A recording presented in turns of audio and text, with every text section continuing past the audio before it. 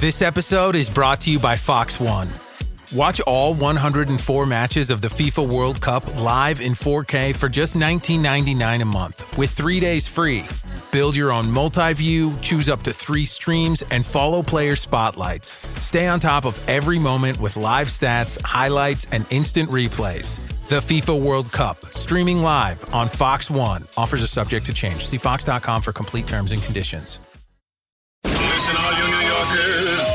Excuse me, taxi. Okay, we're looking around. This is the 77 WABC minicast. Breaking news. And tonight on the Rita Cosby Show, we were talking about this case at the coffee shop in New York. This is Poetica Coffee Shop, where they turned away Dan Goldman, who's a sitting congressman who's Jewish, saying, we essentially don't serve somebody who supports Israel, saying we don't serve racists, fascists, homophobes, genocide enablers. Well, now the DOJ has just opened a civil rights investigation into that coffee shop. Bravo to the Department of Justice. How are all these vile comments just coming out? People unabashed, unafraid to say things like this. Remember, we had the recent student also who said he didn't want to take a job at a Jewish startup. Same thing. And then said, no, I'm not backing away. I'm doing what's right. What is wrong with these people? Why are so many people anti-Semitic? It's disgusting. And now some new news is also coming in. The Department of Justice busy tonight. They're also suing the state of New York over a law that is set to take effect this week that would bar federal agents from wearing masks, like ICE agents who are being doxxed and all these others left and right. Remember, they're wearing these masks because it's opening them up to harassment and tracking, intimidation, assaults. And so they're saying that Kathy Hochul cannot tell federal agents how to do their job. And they say she certainly cannot prohibit them from ensuring their own safety in conducting federal law enforcement operations. So this is getting very interesting because that new law, that New York sanctuary law, was set to take effect. Meantime, so many of these candidates that we're talking about that are on the ballot tomorrow, the big question is, will there be a socialist surge in New York? And there are a number of them that are seen as a key test for the Democratic Socialists. Already, Zohran Mamdani, of course, won in New York. You also see Katie Wilson in Seattle. There are a number of others that have won their primaries. We've seen it in Pennsylvania. We've seen it in New Jersey. And now tomorrow night is a big test in New York. How concerned are you of what's happening with this troubling trend of individuals that seem to speak a lot like the people at that coffee shop in New York City? And those people don't care what they said. They're in the Park Slope area there. They could care less. They're just kind of saying, yep, too bad. We don't like you, Dan Goldman. We don't want your money. And they publicly put that on a Facebook post. And meantime, some of these candidates that are running tomorrow are downright scary. There's one, Daraliza Avila Chevalier. She is Dominican. She's running against Adriano Espaillat, who is a 5-term congressman, again, head of the Hispanic caucus. And in tweets in 2020, she called Biden a war criminal. She said, we got to abolish police. She bashed America, saying America is a blank disgrace. And this person's running for office in America. It's disgusting. And they're backed by Zohran Mamdani. How has this happened that people have lost their way so much that these candidates are running for office in America as opposed to office in Cuba or places like that or Venezuela? 1-800-848-9222. 1-800-848-9222. And here is one of them. We mentioned Daraliza Avila Chevalier. She was out right after October 7th, and this is October 8th.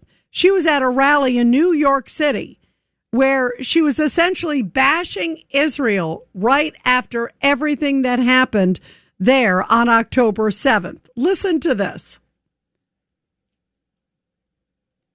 And this is cut. Oh, sorry about that. Yeah, let's go first to that one. of Iranian nationals trying to sneak in through our northern, not southern border, because President Trump's policies have closed the southern border.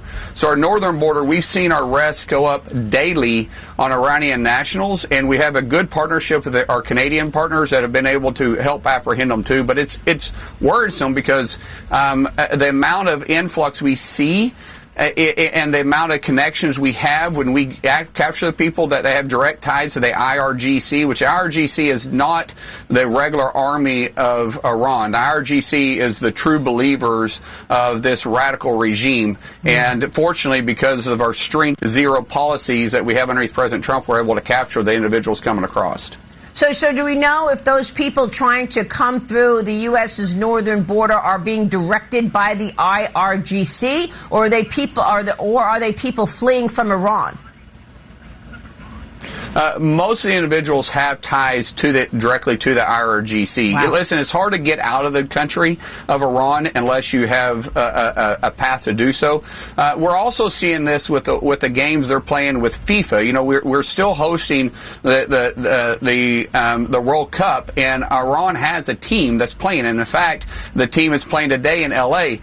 Most teams travel with around 120 people. That's their support staff, doctors, coaches, everybody else that comes along with them and their delegation.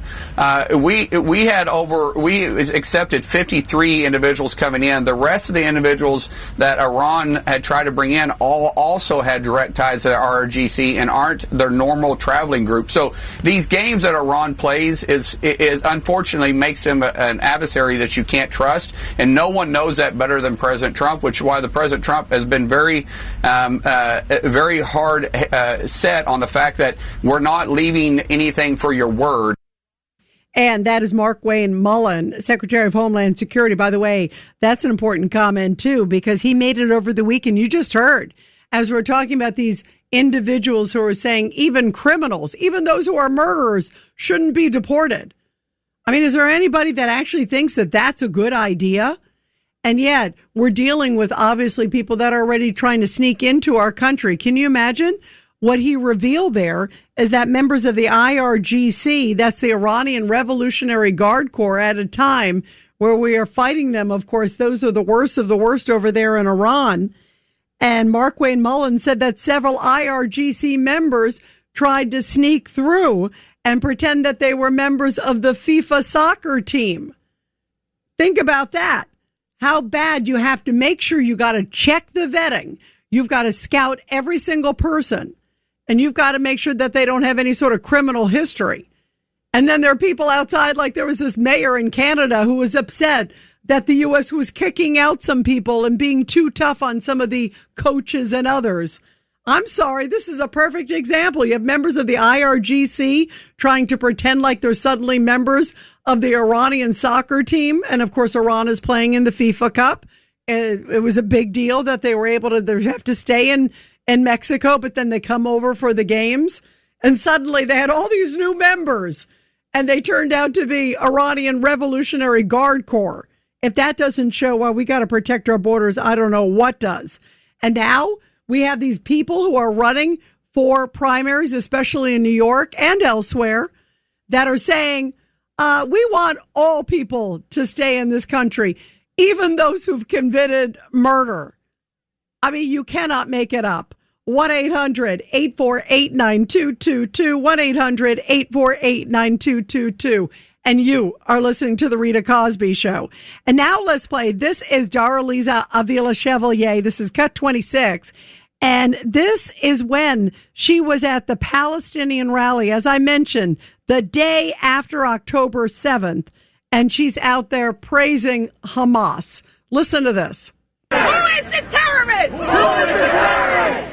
The United States of America. We feel the Palestinian blood. We feel the Palestinian blood. And we stand in solidarity with Palestine. We have the historic responsibility. We have the historic responsibility of defeating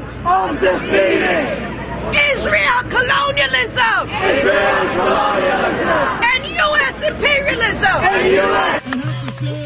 I went to Wikipedia this morning to look at the map of where the resistance is, and as of at least this morning, they've liberated an area that's actually larger than the Gaza Strip.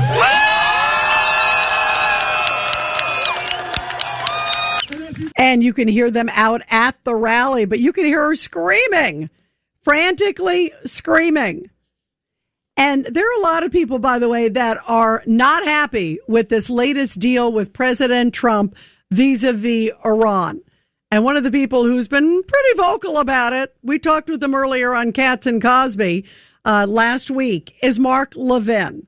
Mark Levin is a big supporter of Israel, as I think we all should be. They're a great ally to the United States. And this is what he had to say this weekend about this deal. Take a listen. Hello, America. I'm Mark Levin, and this is Life, Liberty, and Levin Saturday. I'm going to start the program where I'd rather not start, but I must. I want to say to people in and out of the administration, stop trashing, smearing, bullying the little state of Israel. Stop cozying up to and telling us that the enemy regime in Iran is now more rational, more moderate, and a regime that we can deal with. When just a few months ago they slaughtered 50,000 people, they're still hanging young people today. And if they had a nuclear missile today, they'd fire it into our country as sure as I'm alive. I don't know what's going on, but if people think they can bully a little country, a people that have existed 4,000 years, through the Babylonians and the Persians, through the Romans and the Third Reich, into surrendering their defense and their decision on how to secure their country, they got another thing coming. I think it's outrageous. When we used to see the Secretary of War and the head of the Joint Chiefs of Staff daily here on Fox tell us of the fantastic marriage, symmetry between our militaries in defeating this enemy. I'm really appalled by this, and I hope it comes to an end sooner than later, because it's not right, it's not just, and it's not truthful. And then Mark Levin went on about some of the holes that he sees in this memorandum of understanding. Again, remember, big supporter of President Trump, but he clearly has some issues with this deal. This MOU is intentionally silent about ballistic missiles, the most devastating and destructive conventional weapon that exists. Iran is free to manufacture thousands and thousands more of them. There is no limit on its ability to produce them, nor is there any limit on its reach. We learned a surprise about a month ago that they had a ballistic missile that could reach Europe. And soon they'll have a ballistic missile that can reach the United States. And there's nothing in the memorandum of understanding that prevents it, because it doesn't even address ballistic missiles. Despite all the denials, the MOU is a massive cash cow to the Iranian regime.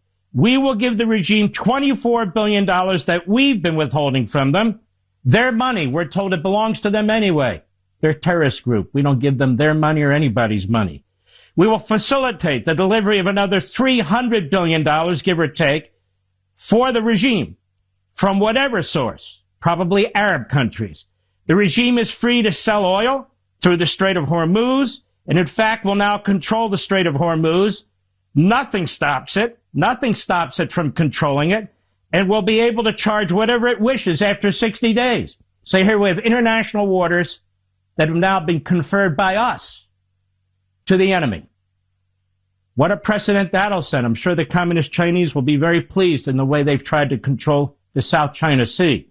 There's not a word in this MOU about Iran ending the funding of Hezbollah, Hamas, the Houthis, or any other terrorist organizations. Nothing. Zippo.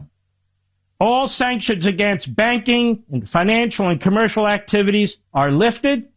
And as a matter of fact, any sanctions that are out there by the UN or the IAEA or any other organization, we are committed to assisting in getting those lifted for the Iranian regime. Not a word, not a syllable about the Iranian people. Nothing. Zip. I like his idea that money should be going back to the Iranian people. I'd love to see a fund for those who have been victims of Iranian terror.